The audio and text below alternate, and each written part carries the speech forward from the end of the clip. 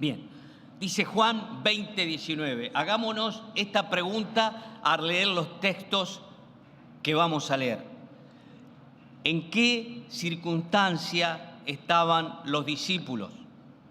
Antes de leer debemos pensar que Cristo Jesús había resucitado y el capítulo anterior, en los versículos anteriores, bien nos explicó, nos enseñó el hermano Osvaldo Osorio el otro día que se le apareció a María Magdalena y le dijo: ve y dile a mis hermanos, subo a mi Padre y a vuestro Padre, a mi Dios y a vuestro Dios.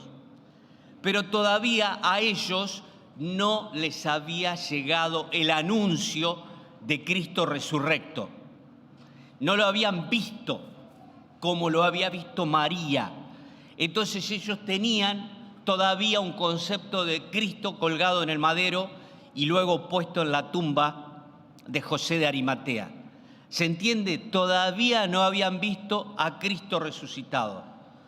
Entonces, esa es la circunstancia precisa, específica, clarificadora que debemos tener en mente al leer estos pasajes. Jesucristo todavía no se les había aparecido resucitado como a Magdalena. Entonces dice, verso 19, cuando llegó la noche de aquel mismo día, el primero de la semana, es domingo, estando las puertas cerradas en el lugar donde los discípulos estaban reunidos por miedo de los judíos, vino Jesús y puesto en medio les dijo: paz a vosotros. Ahora, hemos leído, pero la pregunta es, ¿prestamos atención a las circunstancias? La primera circunstancia que encuentro es cuando llegó la noche. ¿Qué característica tiene la noche? Oscuridad. Primer circunstancia reinante, oscuridad. Segunda, cuando llegó la noche de aquel mismo día, el primero de la semana, nota esto, estando las puertas cerradas. Primer circunstancia, noche. Segunda circunstancia, situación del texto, puertas cerradas. Pero como si eso fuera poco, todavía hay algo interno que nos revela el escritor. Dice, en el lugar donde los discípulos estaban reunidos, lee esto, por miedo de los judíos. Y uno dice, esta gente estaba en pandemia. Era de noche. Estaban las puertas cerradas y ellos tenían miedo. Repito, era de noche, estaban las puertas cerradas y ellos tenían miedo. Más allá de la explicación teológica, la realidad es que en tu vida y en la mía hay circunstancias que parecen, aunque el sol esté en su fulgor máximo, en su cenit, en su máxima expresión, dentro nuestro parece de noche. Las emociones están mustias, los sentimientos arrugadas, la esperanza marchitada. Es la noche de la vida. Cuando llegó la enfermedad, cuando te quedaste sin trabajo, cuando se murió un ser querido, cuando te traicionaron, cuando no podés cumplir las expectativas, cuando viene a tu vida una noticia inesperada. Aunque haya mucho sol, aunque haya mucha luz, aquí dentro hay noche. Y los discípulos estaban experimentando una noche en su vida. ¿Sabe por qué está puesto aquí? Porque el Espíritu Santo de Dios sabía que los cristianos íbamos a leer estos pasajes. Y Juan 16:33 el maestro advirtió, en el mundo tendréis aflicción, pero confiad, yo he vencido al mundo. Ahora, él dijo, yo he vencido al mundo, pero en ese presente, en ese cronos, en ese momento específico, el maestro estaba en la tumba. ¿Entiende este concepto?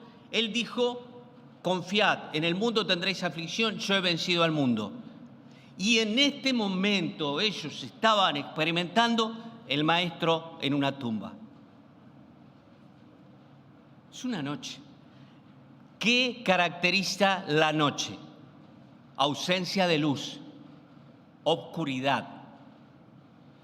Cuando uno lee los evangelios, Juan 12, 47, 48, dice, yo Jesús, yo la luz, dice, yo la luz he venido al mundo para que aquel que me sigue no ande en tinieblas.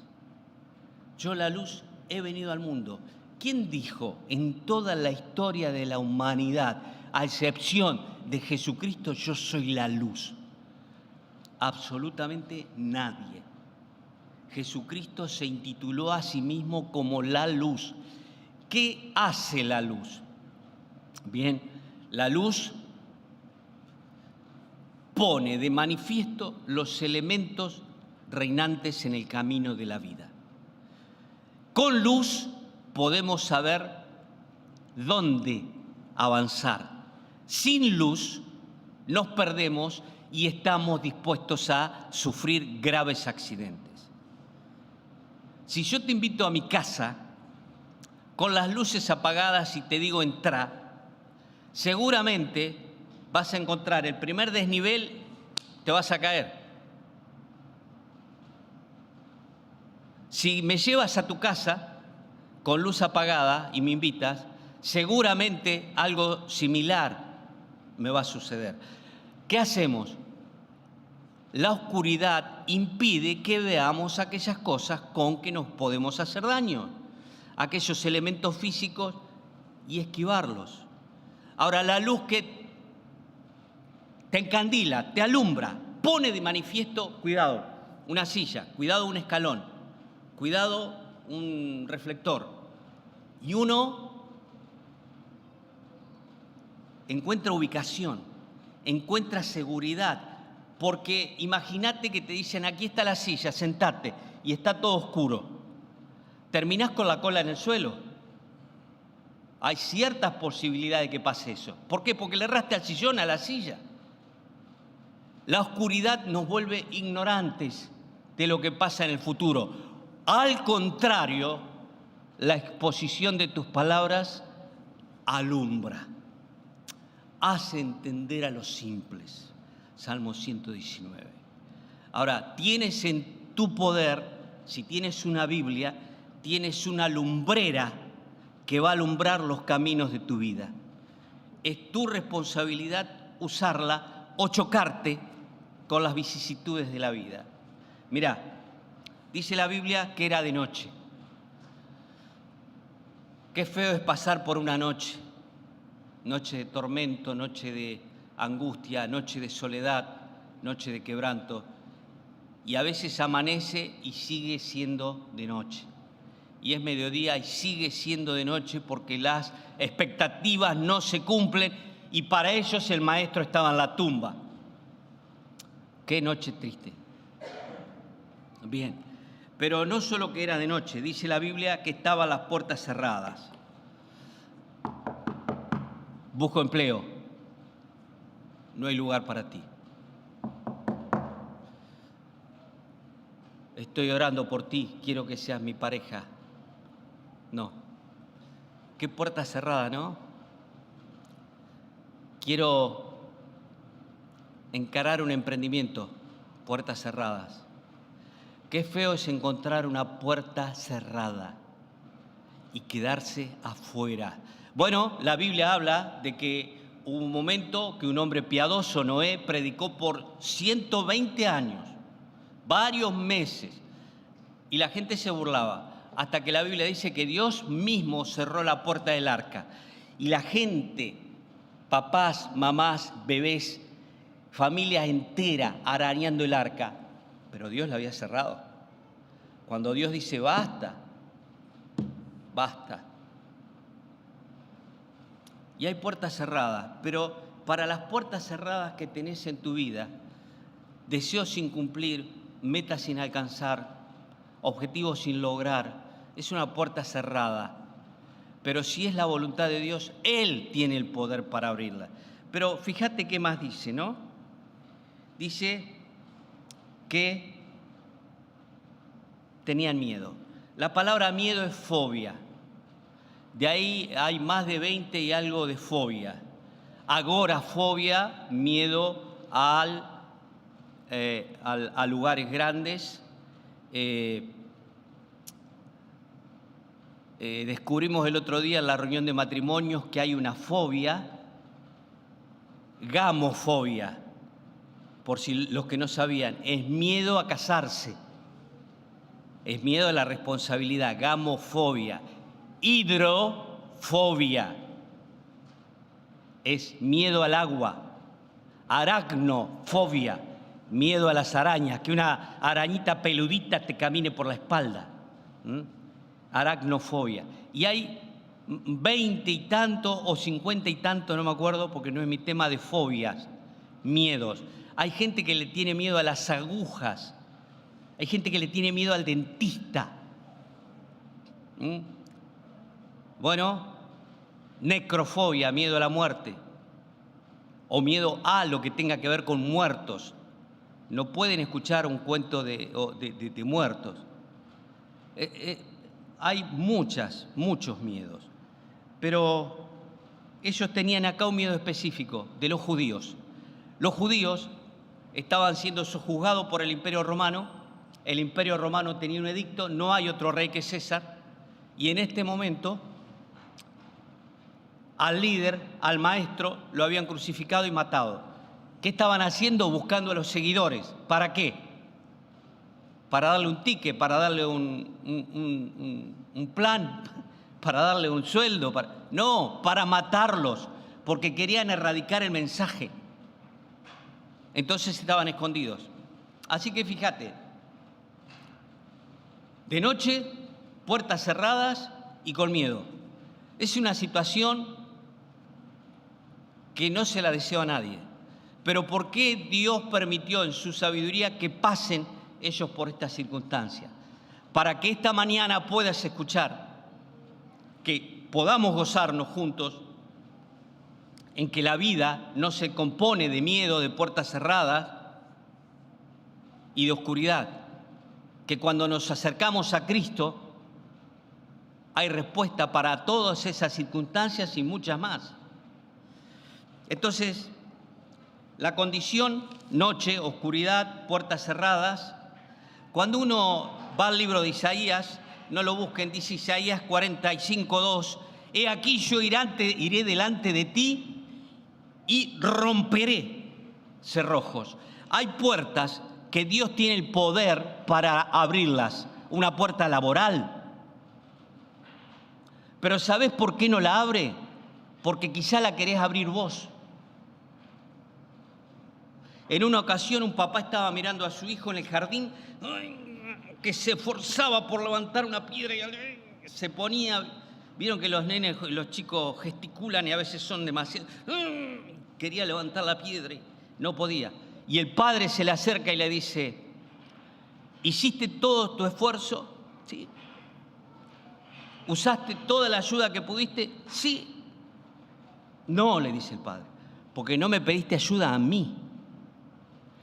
Isaías 45:2 dice, yo iré delante de ti, romperé cerrojos. Cuando uno lee el libro de Apocalipsis 3:7, Jesucristo se presenta a una de las iglesias y le dice, yo soy el que cierro y nadie abre, y soy el que abre y nadie cierra. Mirá, la vida sin Cristo es un perfecto rebote de circunstancias. Puede ser como no, pero la vida con Cristo tenés la seguridad de que si Él no te abrió esa puerta, es porque es para tu bien. No estamos prometiendo que todas las puertas se van a abrir porque la Biblia no promete eso. Sí, la Biblia nos invita a depender de Dios, porque cuando dependés de Dios, cuando dependemos de Dios, llegamos a entender que si esta puerta no se abrió, Dios que me ama, que tiene un carácter santo, perfecto, justo, sabe que esta puerta, si yo la abría, me iba a equivocar. Cuando tú y yo, en la noche de la vida, vemos puertas cerradas, tenemos que ir a los pies del Maestro y decir, Señor, no quiero abrir lo que tú cierras. O decir, Señor, no quiero cerrar lo que tú abras. Una hermana del sur, que era misionera, lo cuento porque la verdad es muy, muy gráfico. Ella, cuando tenía dudas sobre algo y cuando necesitaba una respuesta de oración, ella era bien gruesa, bien rellena. Entonces su oración era, Padre, si esta puerta viene de ti, ábrela de tal manera que yo pueda pasar sin problemas. Entonces, cuando ella veía que la puerta estaba abierta, ella pasaba con total tranquilidad. Pero cuando veía que la cosa se complicaba, que no estaba pasando con tranquilidad, no había respuestas claras, ella se detenía. Entonces, estamos viendo a los discípulos, las circunstancias que estaban. Oscuridad, hay oscuridad, muchas veces no sabemos dónde ir. Hay puertas cerradas, no sabemos a quién acudir, pero también hay miedo. Qué hermoso pensar que Dios sabía que íbamos a experimentar miedo. Cuando uno lee el libro del Génesis, el libro de los comienzos, ahí está lo que se llama la etapa o la economía o la dispensación ideal, adámica. Es donde Dios creó al hombre y a la mujer, estaban en el huerto del Edén y tenían una relación ideal, sin pecado. Hasta que se aparece la serpiente, Eva cedió y lo influyó a su marido. El capítulo 3 de Génesis es un capítulo oscuro porque Dios echó al hombre del huerto. Pero antes de echarlo, dice que Jehová Dios venía buscando a Adán. Por supuesto que Dios sabía, Dios es omnisciente, todo lo sabe. Y le dice, ¿dónde estás tú? ¿Dónde estás tú? Y Adán responde una pregunta que no era el plan de Dios, que Adán experimentara esas sensaciones. Ni Eva, ni nadie de la humanidad. ¿Dónde estás tú? ¿Sabe qué responde Adán? Tuve miedo y me escondí de ti. Tuve miedo y me escondí de ti. Y ahí empieza la catarata de decadencia de la humanidad. Adán y Eva tienen 2 hijos. ¿Qué sucedió? Caín en el campo se levanta y mata a su hermano. Todo comenzó con una pequeña desobediencia. No es el plan de Dios que los seres humanos tengamos miedo. Es más, Cristo nos dio esa capacidad nuevamente de echar fuera el temor. Cuando uno lee 1 de Juan, allí capítulo 5 dice, el perfecto amor echa fuera el temor. El perfecto amor echa fuera el temor. Tengo un hermano en Cristo, don Walter, 92 años y hace viajes de 1.800 kilómetros todavía en su auto. Y le he preguntado un par de veces, Walter, ¿y no te da miedo andar en la ruta? Es medio italiano, Walter. Y dice, yo oro al Señor, digo, me abandono en tus brazos, que pase lo que quiera, y voy cantando tranquilo y viajo. Y no padece de fobia. ¿Por qué? Porque con toda sencillez se encomendó al Señor. Don Walter Serra. Hermanos queridos, yo no sé la noche que estás pasando, pero sí sé quién puede alumbrar esa noche. Yo no sé qué puertas cerradas tenés en tu vida, pero sí sé quién te la puede abrir. No sé qué miedo padeces, pero sé quién puede quitarte los miedos. Ahora, ¿por qué experimentaron todos ellos, los discípulos, cuando cotejamos por el tiempo, Mateo, Marcos, Lucas? Podemos ver, estuve cotejando, mirando los otros evangelios, que estaban los 11 reunidos ahí. Los 11 reunidos ahí. ¿Por qué padecían miedo? Porque todavía no habían escuchado que Jesucristo se había levantado de los muertos. Y esta mañana tenemos una gran noticia para ti. va a cambiar el gobierno argentino. No. Ningún gobierno te va a saciar el apetito de tu alma. Ningún hombre puede saciar tu corazón de eternidad y el anhelo de tener paz. Tengo otra buena noticia que viene más adelante. Cristo resucitó. Cristo se levantó de los muertos. El otro día estábamos en el hogar de ancianos de Turdera, vimos a Delma, a Ana, y veía cómo todas las personas mayores están, como dice la Biblia, es fatiga y trabajo, la vejez. Tienen que ser ayudadas para comer y demás. Y en un momento no era el plan de Dios.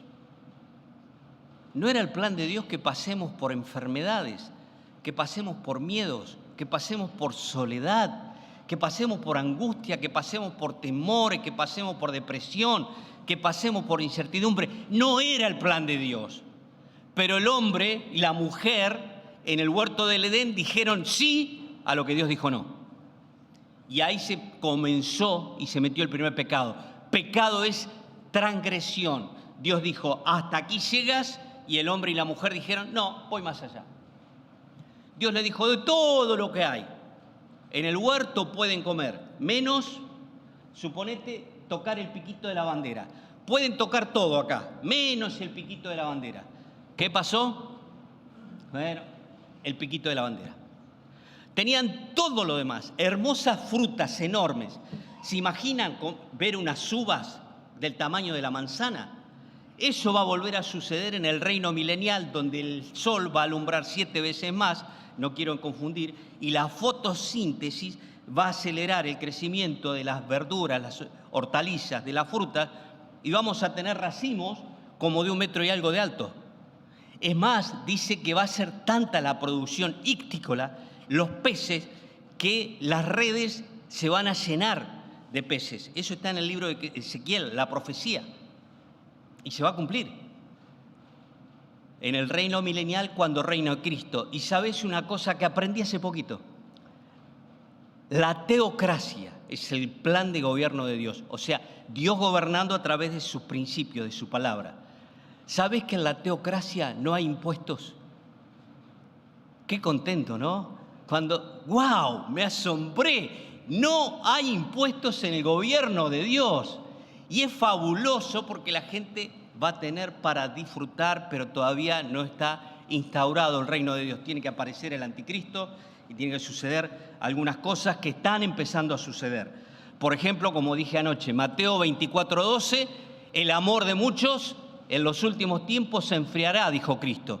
Y hoy es normal matar un bebé. Es normal para muchos matar el padre o la madre o el cónyuge. Estamos viviendo días donde el amor de muchos se ha enfriado. Y para ir concluyendo, dice que estaban los discípulos de noche, con puertas cerradas, con miedo.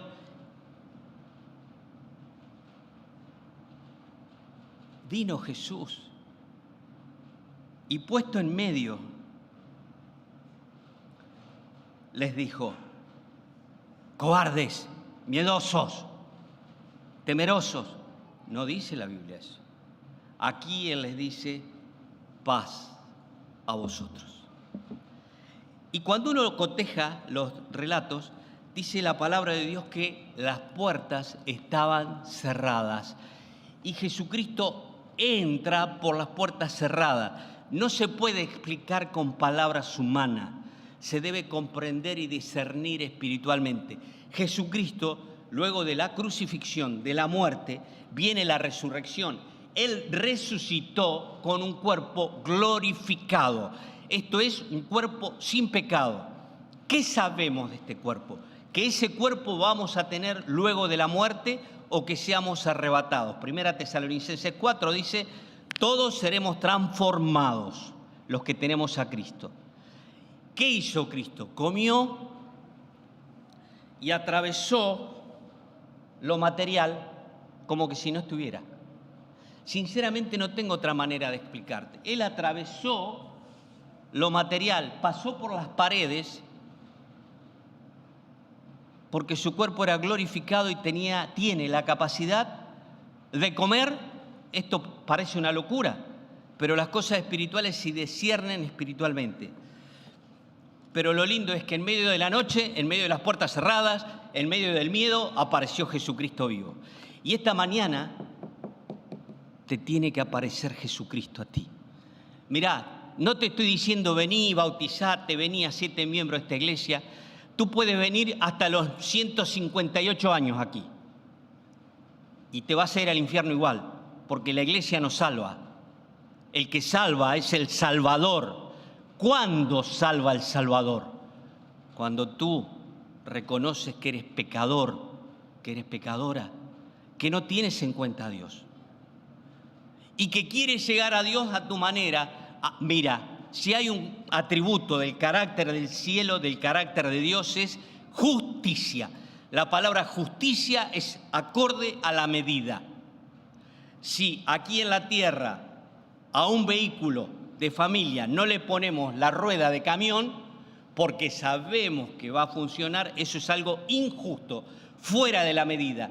Así también es fuera de la medida que tú entres al cielo, que seas hijo de Dios sin pedirle perdón a Dios por tus pecados, sin reconocer que Él tuvo que morir cargando tu pecado y el mío y sufrió la cruz y se dejó matar en tu lugar y en el mío. Y este es el mensaje: Cristo muriendo por ti, resucitando para nuestra justificación, para hacernos justos. Y la Biblia dice: cree en el Señor Jesucristo y serás salvo. No es que si perseveras, si vas a la iglesia, si haces buenas obras, no. Cristo obró una salvación completa para aquellos que creen. Cree en el Señor Jesucristo y serás salvo. La pregunta esta mañana es: ¿crees en Jesucristo? La pregunta es: ¿sabes dónde vas a ir una vez que te mueras? Mirá, los discípulos experimentaron miedo, puertas cerradas y oscuridad. Eso es una vida sin Dios. Pero cuando Cristo viene a la vida: Señor, yo sé que esta puerta está cerrada, pero te tengo a ti y sé que si tú no la abres es porque tienes un propósito. Te alabo. Abras la puerta o no la abras. Sé que tienes el poder, pero te alabo. Señor, tengo miedo, pero me aferro a ti. Señor, hay oscuridad. Necesito luz, necesito guía. Y esta mañana Cristo está a la puerta de tu corazón y llama. Y Él dice: quiero entrar a tu vida. Fíjate que no es religión, repito, es la persona de Cristo. Y hay una palabra acá solamente que la menciona. Dice: cuando les hubo dicho esto, les mostró las manos y el costado, y los discípulos se regocijaron viendo al Señor. Quiero decirte que todavía los judíos le estaban buscando para matarles. Quiero decirte que las puertas estaban cerradas y quiero decirte que todavía era oscuro. Las circunstancias no cambiaron, pero hubo gozo. ¿Por qué? Porque vieron al Señor. Hebreos 12:2, los que somos cristianos, puestos los ojos en Jesús, no en el dólar, puestos los ojos en Jesús, no en la economía, puestos los ojos en Jesús.